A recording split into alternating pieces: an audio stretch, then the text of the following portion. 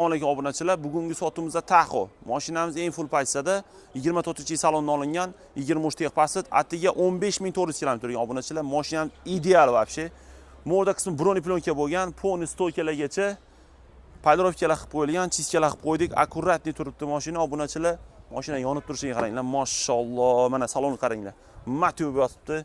Sidinalar ham, rullar ham hamma joyi mana Matyu mana. Ko'ringlar, ideal. Xullas, bir qo'l hisob ma'lumot 15400 km turgan, 3 ta qatorli, toza Amerika, mana orqalari kapitanskiy, 3-qator ham bor, oilaviy semeyni zo'r mashina obunachilar.